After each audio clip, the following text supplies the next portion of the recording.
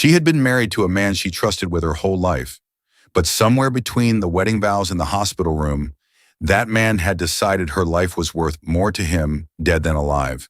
What happened next will shake you to your core and remind you that the most dangerous betrayal is the one wearing love as its disguise. Viewers, what would you do if a complete stranger slipped you a note that saved your life? Drop your thoughts in the comments. I want to hear from you. Before we dive into this incredible story, let me tell you why I do this. Every week I bring you real stories about real people facing moments that change everything. Moments of betrayal, triumph, justice, and transformation. These aren't just stories for entertainment. They're mirrors that reflect our own relationships, our own choices, with the quiet compromises we make and the courage it takes to stop making them. I tell these stories because somewhere out there, someone needs to hear that they're not alone in their struggle, that choosing yourself isn't selfish, and that truth always finds its way to the surface. These stories matter because your story matters. Now, if you haven't subscribed to this channel yet, I need you to stop what you're doing and hit that subscribe button right now. I'm not asking you to do something that doesn't serve you. I'm asking because you're already here, already invested, and statistics show that the majority of people watching my videos have never subscribed. You've been enjoying these stories without joining the community that makes them possible. That ends today. Hit subscribe, drop a like on this video, and tell me in the comments where you're watching from. California, Texas, Georgia, Australia, Manchester, Netherlands, wherever you are in this world, your voice matters here. Now let's get into this story. Vivian Mercer was the kind of woman who made a room feel warmer just by walking into it. At 43 years old, she was the sole heir to her late father's real estate empire, a multi-generational wealth portfolio worth an estimated $14 million in property holdings, investment accounts, and liquid assets spread across Atlanta, Georgia. She had her father's sharp eyes, her mother's warm smile, and a laugh so genuine that people leaned in just to be closer to it. She drove a practical SUV, lived in a beautiful but modest home in Buckhead, and never once threw her inheritance in anyone's face. She didn't need to. Waiki, the wealth, spoke quietly, the way old money always does. She volunteered at her church's financial literacy program every third Saturday. She knew her accountant's daughter's name. She brought food to neighbors who were sick and remembered to ask about them the following week. She was not naive. She was kind, which is a different thing entirely, and one that certain kinds of people confuse on purpose because it suits them to. John Mercer, her husband of 6 years, was a good-looking man with smooth, dark skin, a charming smile, and a talent for making everyone around him feel like the most important person in the room. He was the kind of man who remembered the names of waitstaff, who held doors without being asked, who sent handwritten notes when everyone else sent texts. On paper and in person, and in those early months, he was extraordinary. He had come into Vivian's life at a charity gala 3 years after her father passed, sliding into the empty seat beside her like he had always belonged there. He was attentive, romantic, financially stable, or so he claimed, and had a story about building a real estate consulting firm that Vivian, still grieving and lonely, found easy to believe. He spoke about his work with the confidence of a man who had built something real. He spoke about family and legacy and community investment with the passion of someone who understood what those words actually meant. He was fluent in the language Vivian had grown up hearing at her father's table. That fluency cost her 6 years of her life and nearly cost her everything. They dated for 14 months. He proposed on a rooftop in Midtown Atlanta with a 3-carat diamond ring and a string quartet she hadn't noticed hidden behind a row of potted jasmine.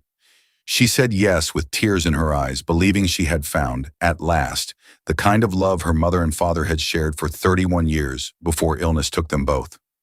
What Vivian didn't know was that John had researched her long before he ever walked into that gala. He knew her father's name, knew the size of the estate, knew that Vivian had no siblings, no surviving parents, and no close relatives who might challenge a will. He knew she was lonely, and loneliness, to a man like John Mercer, was not a condition to be cured. It was a door left open. For the first 3 years of the marriage, everything seemed fine. John was attentive, supportive, and appeared devoted.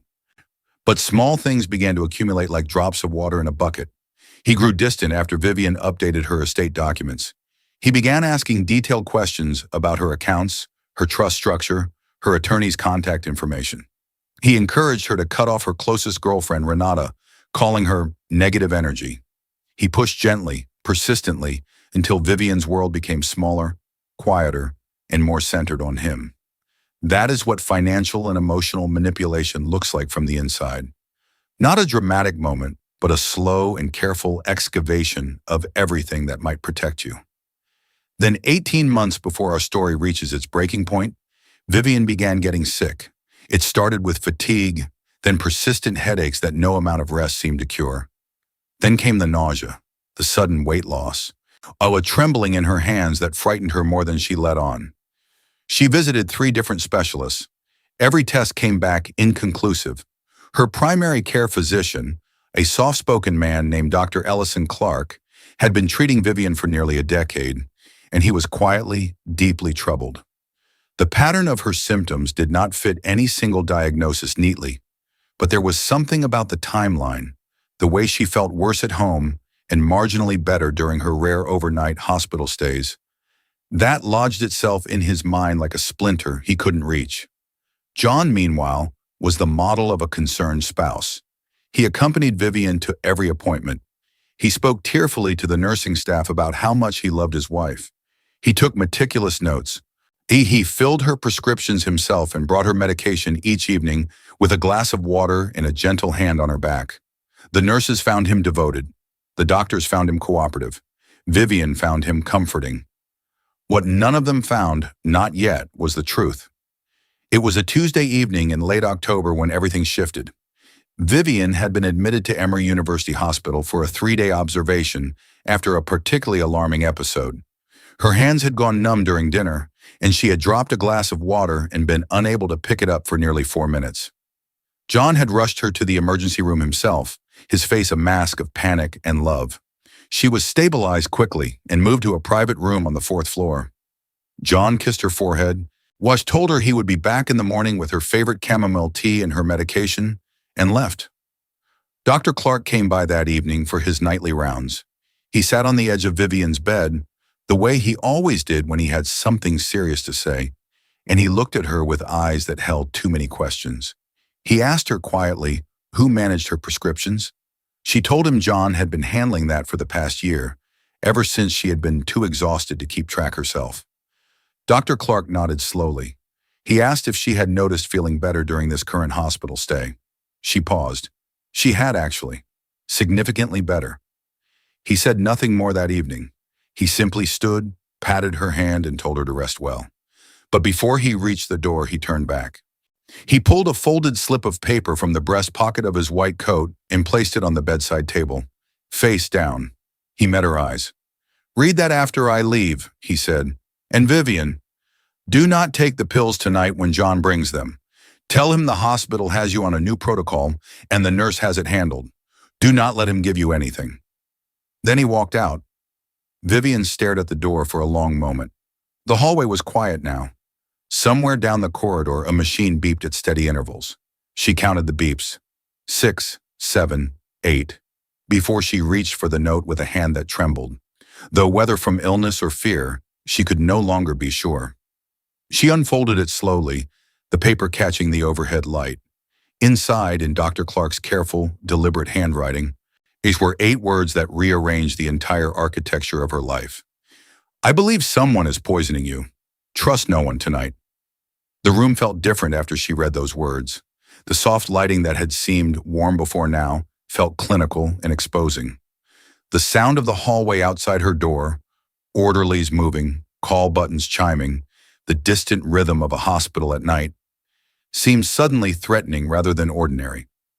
Vivian read the note 3 more times. Then she folded it, tucked it beneath her thigh, and pressed the call button for the night nurse. She did not cry. That surprised her most of all.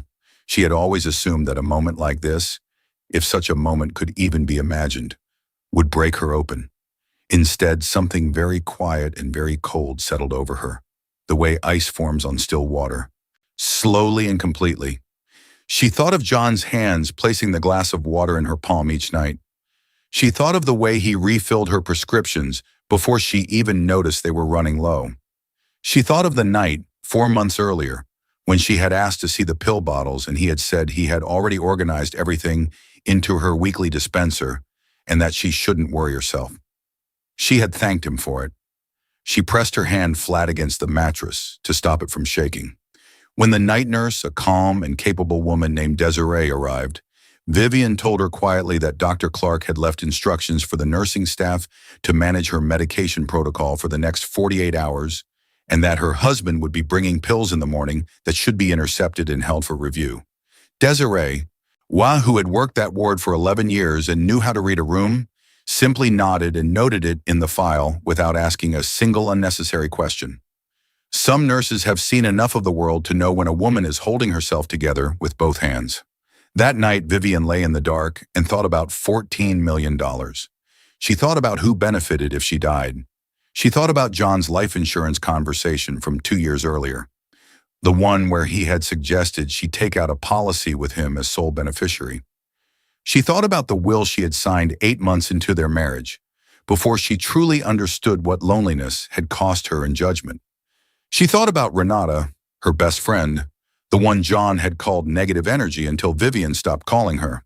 She thought about the way John always prepared her evening pills alone in the kitchen before bringing them to her. She thought about his hands, his careful, attentive hands.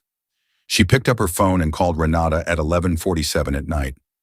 Renata Williams picked up on the second ring, not because she had been expecting the call, but because she had never fully stopped waiting for it. "Vivian?" Her voice was sleep-roughened but instantly alert. "Baby, what's wrong?" "I need you to come to the hospital," Vivian said. Her voice was steady. "And I need you to bring Marcus." Marcus Williams was Renata's older brother, a criminal defense attorney with 20 years of experience and a reputation in Atlanta legal circles for being brilliantly tenacious. He was also, not incidentally, someone John Mercer had always been careful to avoid at family gatherings, claiming he found lawyers exhausting at social events. In hindsight, Vivian thought, that wariness made a different kind of sense now. "We'll be there in 30 minutes, Renata said. They arrived in 22. By the time Dr. Clark returned to the hospital early the next morning, Vivian had already spent 3 hours with Marcus Williams going over every document she could recall. The will, the estate structure, the insurance policy, the names of every physician who had treated her in the past 18 months, and the specific names of every prescription she had been taking.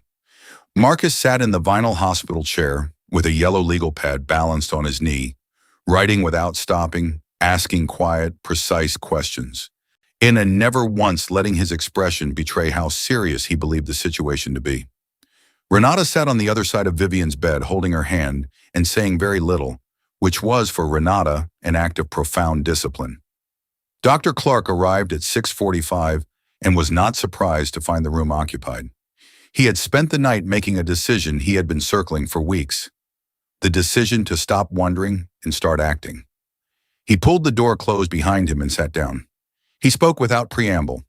For the past 2 months, he told them, he had been tracking a pattern in Vivian's blood work. Certain markers had been elevated in ways that were subtle enough to be explained away individually, but, viewed together, formed a picture he could no longer ignore.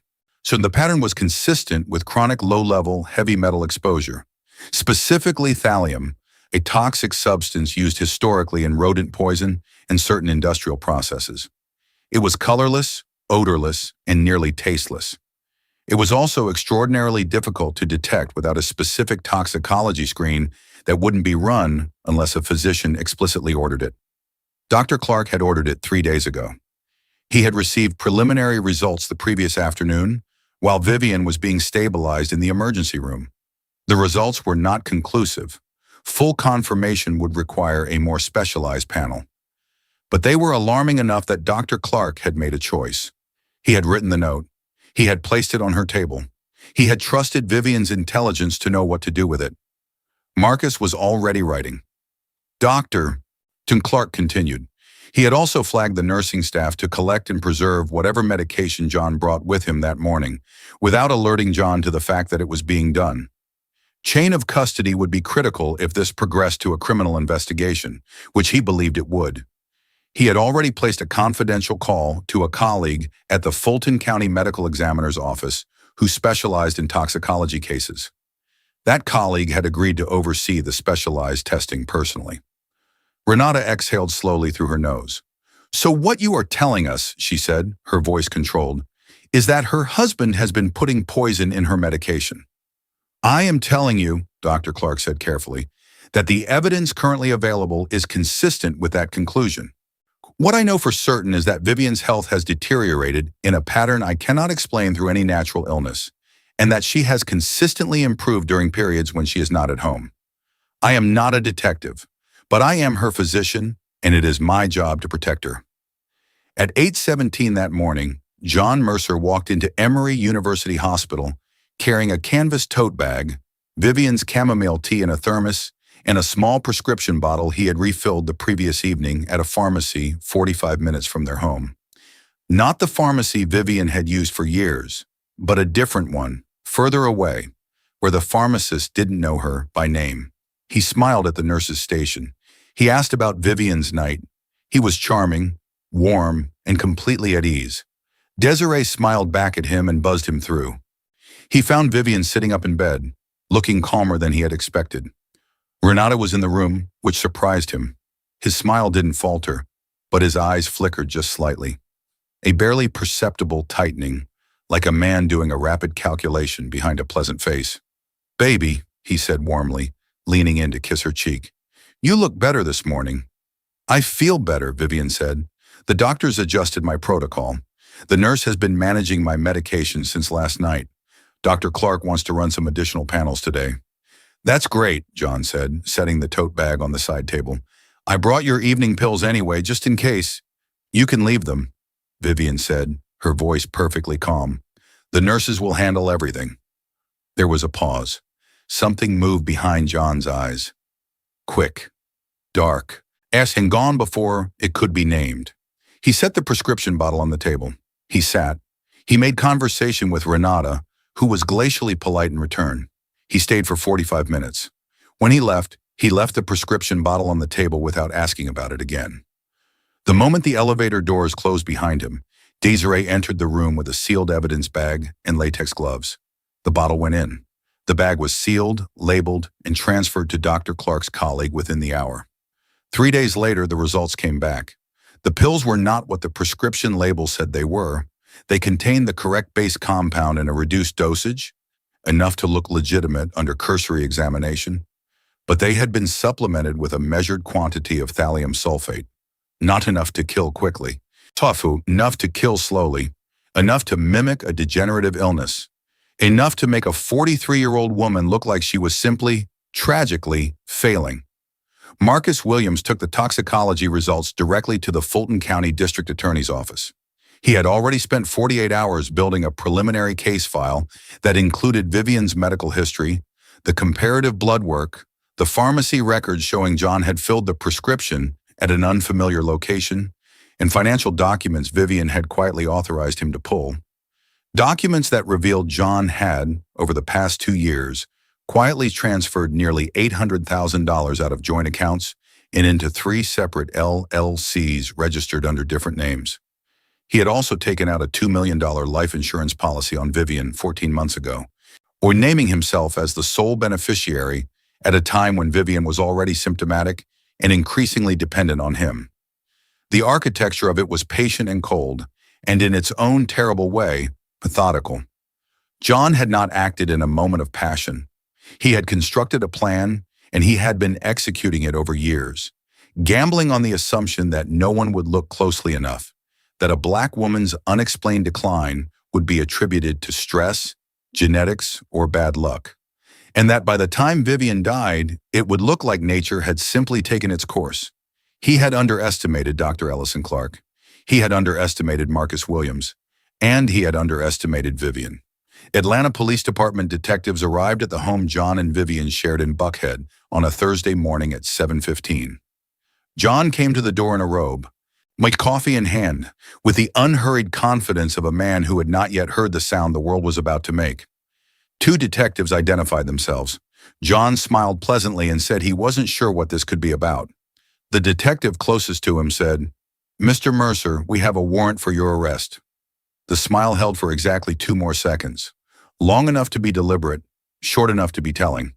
He was read his Miranda rights in his own driveway, while a neighbor's sprinkler clicked rhythmically on the lawn beside him, the sound absurdly domestic against the weight of the moment.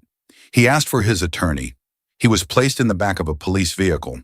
He did not look toward the house as they drove away. Inside, Vivian sat at the kitchen table with Renata, both hands wrapped around a mug of tea she wasn't drinking. She had been awake since 4 in the morning. She watched the police vehicle turn at the end of the block and disappear, and she felt something inside her exhale. Not relief exactly, but a releasing, like a breath held too long finally let go. "He almost did it," she said quietly. Renata looked at her. "He didn't. He almost did. But he didn't." Renata reached across the table and covered Vivian's hands with her own. "And you're still here." The case moved with the kind of institutional momentum that surprised even Marcus Williams, who had seen Atlanta's legal system operate at every speed imaginable. The toxicology evidence was airtight. The financial trail was documented. And a digital forensics team discovered that John had researched thallium poisoning methods on a burner device that he had purchased 18 months earlier and believed he had disposed of. Believed because the device had been recovered from a storage unit registered under one of his LLC names, the same storage unit where investigators also found a handwritten notebook containing dosage calculations alongside Vivian's prescription schedule, meal timing notes, and a detailed record of her symptoms organized by date, as though he had been monitoring the efficacy of his work the way a researcher monitors a controlled experiment. The clinical precision of those pages turned the stomach of every investigator who handled them. That notebook became Exhibit A. The prosecution presented it on a screen enlarged to fill the entire courtroom wall. Members of the jury looked at it and then looked away. John's attorney argued that the notebook was circumstantial and that nothing in it constituted direct proof of administration. The jury took 4 hours to disagree. John Mercer was convicted of attempted murder in the first degree, aggravated assault, and financial fraud. He was sentenced to 41 years in Georgia State Prison without the possibility of parole for the first 25. The judge, a measured woman named the Honorable Sandra Beaumont Hayes, addressed John directly before sentencing. She told him that the premeditation involved in his actions, the years of careful planning, the exploitation of a grieving woman's trust, the patient administration of poison to someone who loved and depended on him, represented one of the most calculated betrayals she had seen in 30 years on the bench. She said this without raising her voice. She didn't need to. Vivian was not in the courtroom for the sentencing. She had made that decision deliberately after weeks of going back and forth about whether presence meant strength or whether absence meant something more powerful. The refusal to let the final chapter of John Mercer's legal reckoning also be the defining image of her own story. She chose absence. She was in Savannah, sitting on a wide porch overlooking the water with Renata, eating shrimp and grits at a table they had carried out from inside, because the afternoon was too beautiful to waste indoors. She had received the verdict by text from Marcus, who had sent a single word: convicted. She had read it once. She had set the phone down on the table, face down. She had picked up her fork. The shrimp were perfect. The light was gold and warm. The water moved the way it always had, indifferent and lovely. She had been receiving medical treatment for thallium toxicity for 11 months. The recovery had been slow, non-linear, and at times frightening. There had been periods of significant hair loss, neurological symptoms, and fatigue so heavy it felt physical, like something pressing her into the mattress. But her body, with the help of chelation therapy and the careful management of Dr. Clark and a specialist team at Emory, had proven more resilient than John had calculated. He had gambled on her fragility. He had not correctly assessed her strength. The $14 million estate remained fully intact and solely in Vivian's name, protected by the legal structure her father had established before his death. A revocable living trust that John, despite his research, had never found a legal pathway into. The $800,000 he had siphoned into his LLCs was recovered through a civil judgment and returned to Vivian's accounts within 10 months of his conviction. His life insurance claim, never filed but fully documented in his notebook, was voided entirely. Vivian dissolved the LLC in her joint name with John, retained a new estate attorney, updated every document, and named Renata as her healthcare proxy and co-trustee. She also established a medical advocacy fund in her father's name, the Elias Mercer Patient Advocacy Fund, which provided financial support for patients at Emory who lacked resources for specialized diagnostic testing.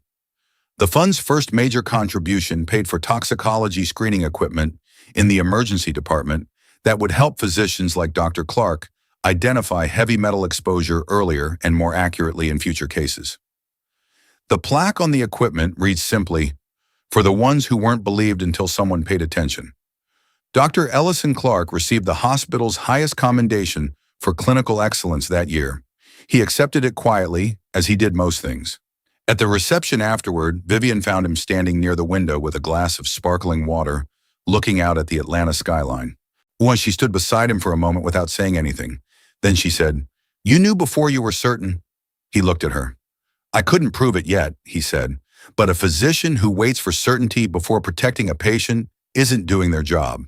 She nodded. "Thank you for doing yours." Renata, for her part, never mentioned the years of distance between them, the slow, manufactured estrangement that John had engineered, call by call and comment by comment, until Vivian had stopped reaching out. She simply showed up when Vivian called, drove 22 minutes in the middle of the night, and sat on the edge of a hospital bed with her hand over her best friend's until the world made sense again. She didn't need credit for it. Some love is simply that direct.